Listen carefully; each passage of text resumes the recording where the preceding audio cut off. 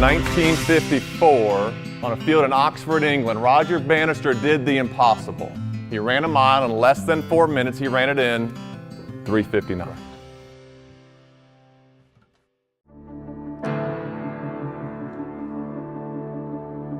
And so how did you get into tries? Well, when I moved here, I lived a block away from the YMCA in Glasgow, so I started swimming, and I'd taken a triathlon course in college, and so I'd met some people here that were doing triathlons. And at what point did you realize, hey, I'm pretty good at this? I've got a gift for this kind of stuff. I don't think I've ever thought about it that way. I like to push myself, but it did start coming. You know, I started placing my age group pretty early on, and started wanting to win a little more. Are you just uber competitive? Yeah. And is that just in athletics, or is that across the board for you? It's kind of across the board. I'm fairly competitive. I'm not like aggressive competitive, but I can't help but want to do things. I want to do things the best that I can. Growing up in school, I'd always push myself. You know, you'd have teachers and coaches that would push you, but it's almost like I would get more frustrated at myself if I didn't get something right or do something the way it was supposed to be done. And so it was almost like a self-motivated, driven response. That's hard to satisfy, isn't it? It is. You're always pushing yourself because you're never completely satisfied. You're always wanting something more. I know Bowling Green has a very strong and supportive tri community. T3, tell me about that.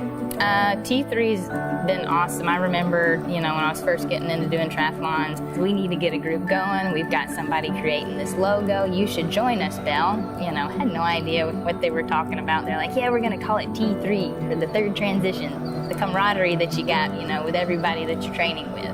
That's that third transition when the race is over and you can, you know, share stories and sit down and reflect on it and have a bite to eat and drink with everybody and celebrate. We've got a really good group in the area. We've got group rides every week. We're out here at the track tonight, you know. You'll always see somebody out here in their T3 gear running or biking. It's a resource to people, whether you're an experienced triathlete or somebody coming in new that's doing the sprint for the first time. Yes. So Augusta last year, you finished the half Ironman. Find out, you realize, walk me through that process. You qualified for the World Championship.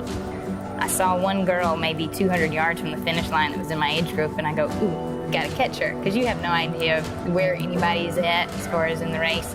It's across the finish line, super excited, had a personal record for the distance, and one of my friends comes up to me and goes, Belle, you won your age group. And then at that point you go, wait a minute, I've just earned my slot for the World Championship.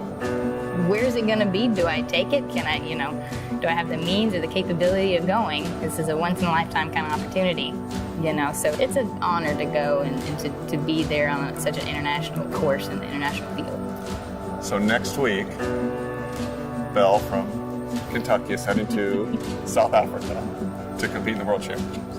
That's Yep. so cool. What's that feeling like? What do you anticipate feeling that morning when you line up ready to go? It's a little nerve-wracking, exciting. It's almost the same kind of feeling, being nervous and being excited. You know, it kind of comes from that same place. I've never swam in the ocean, so I'm going to be getting in those practice swims the 2 days before. You know. Does that scare you at all? It makes me a little nervous, but I've heard, you know, you're more buoyant and see salt water, so. Okay. And probably when you get going, it's on, and Yep. you're not worried about whatever else is out there. Nope, just getting from point A to point B and getting out. But if somebody wanted to sponsor you or support you, that's something that you're going to be looking for, correct? Yes. Several other people come to me and want to help and support me in getting to South Africa, and I wouldn't have been able to do it without them. It really means a lot to me that people want to see me succeed and do well in something that I love. 1 year from today, I want to be Qualified for Kona.